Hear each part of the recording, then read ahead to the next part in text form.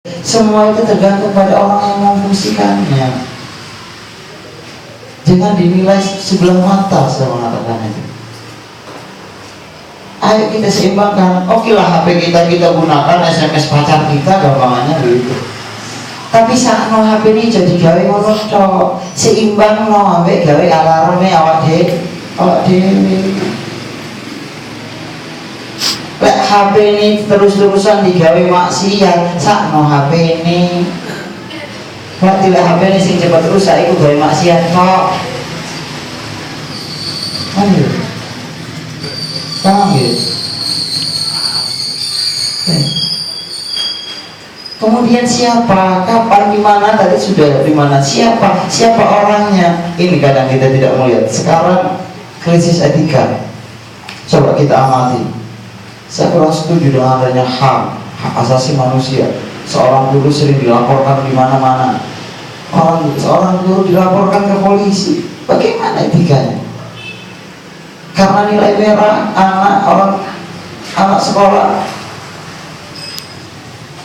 mukulin gurunya karena dapat nilai rendah. Ini orang tua seakan-akan sekarang sudah jadi teman kita. Kenapa kita nggak melihat ke sana? Padahal kunci hidup kita bahagia di dunia, orang tua kuncinya di situ. Khususnya kepada orang tua perempuan. Kalau kita ingin bahagia, jangan abaikan orang tua kita. Kelak-kelak kita diberi harta melimpah oleh Allah, jangan sampai lupakan orang tua kita.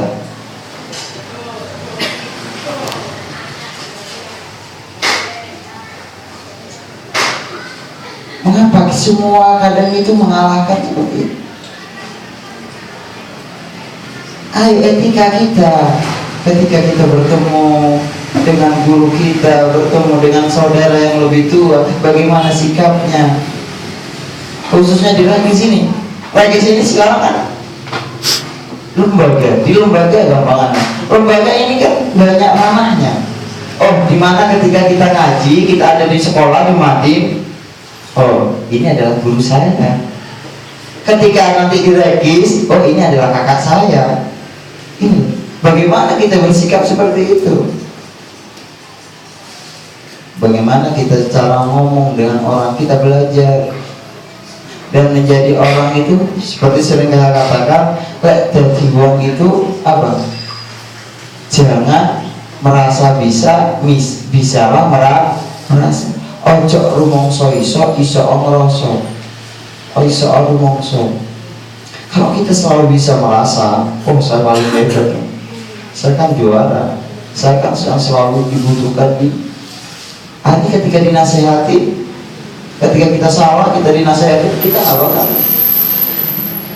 Kalau orang bisa merasa, oh kenapa ya saya ini kok dijauhin oleh teman-teman saya?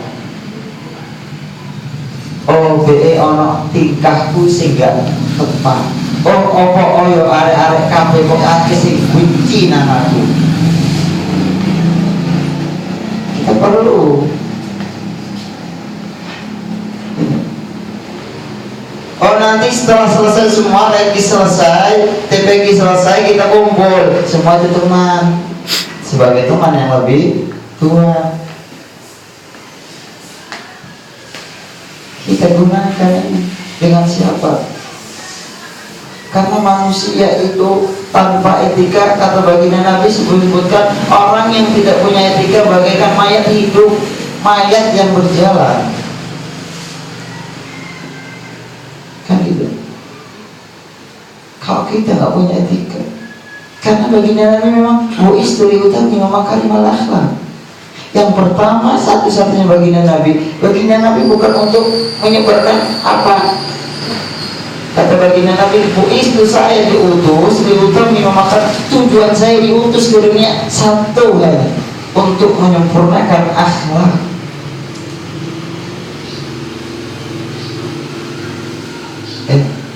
Ketika kita di luar, kita sudah bukan. Bagaimana kita bergaul dengan teman kita yang di luar? Selama itu jangan sampai menyimpang norma-norma. Makanya kalau kita dengan teman yang lain, kita mengikuti, ya, mengikuti. Jangan ikut. mengikuti kan enak. Ketika yang di depan, kalau orang goncengan, kalau kita ikut pada seseorang kan goncengan. Pasti kalau goncengan kan satu motor. Kalau nabrak satunya pasti semua jatuh. Kan gitu. Itu ikut namanya. Tapi kalau kita mengikuti, orang ngikuti kan di belakangnya toh, ngetuti. Kalau saya ngetuti dari belakang, kalau yang di depan jatuh, kita ngetuti di belakang, nggak bisa. Ya enggak? Dalam pergaulan itu begitu.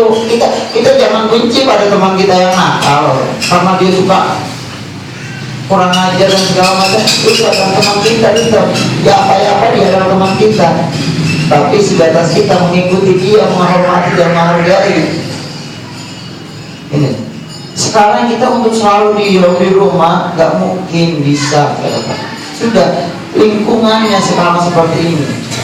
Kalau kalian pengen sekarang pengen jadi orang yang jauh dari pergaulan yang seperti itu, saya rasa kalian perlu pindah rumah.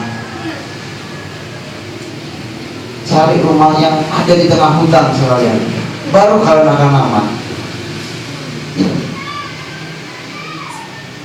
Dalam lingkup pergaulan saya punya 3 prinsip yang sering saya kemukakan juga. Ikuti arus, jangan melawan arus, jangan terbawa arus. Ini ausatuha, tengah-tengah, solusi terutama. Kita punya teman tetangga, nakal-nakal semua di situ. Kita nggak mau berteman dengan mereka, ya apalagi kita tetangga. Namanya tetangga, falyukrim jarahu. Kita hormati tetangga kita, kan gitu. Kita punya hak kepada tetangga. Kalau kita mau menjauh, kita tetap salah. Jangan, kita nggak bisa. Jangan sampai melawan arus ini nanti. Tapi ketika kita terjun ke mereka, ikuti aja dulu. Ikuti bahasanya, bukan ikuti.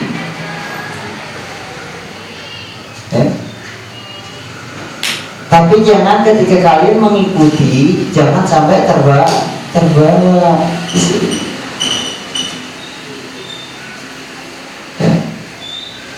Terutama yang sangat saya tekankan pada rekan-rekan gadis yang baru-baru, khususnya yang masih yang senior juga, mungkin kita semua, khususnya bagi saya pribadi khususnya di sini, ayo kita sama-sama belajar meningkatkan etika kita lihat kepada orang dalam sebuah ajaran etika ilmu, konsep guru ini. Sebuah ilmu yang manfaat itu mengandung nilai spiritual. Spiritual itu jangan tidak bisa dianalogikan dengan akal kita. Gampangnya begini, kita ketika di sekolah, karena kita sudah cerdas, ya, orang cerdas meskipun nggak diterangi kita sudah paham, banyak begitu. Kemudian kita menghiraukan, mengabaikan apa yang disampaikan guru karena kita sudah paham. Orang paham, ya, tapi tidak bisa mengamalkan. Ini kemanfaatan ilmu itu di mana sih? Kemanfaatan ilmu itu adalah ketika kita bisa mengamalkan ilmu itu manfaat, namanya ilmu manfaat. Ini gitu. Kalau kita tahu tentang ilmu itu tapi kita tidak diamalkan, ilmu kita nggak manfaat. Bagaimana mencari kemanfaatan ilmu? Yaitu faham nggak faham, kita dengarkan, hargai guru yang ngobrol, yang memaparkan kepada kita. Jangan kita ngomong sendiri. Ketika hati guru sakit, jangan harap ilmu kalian manfaat.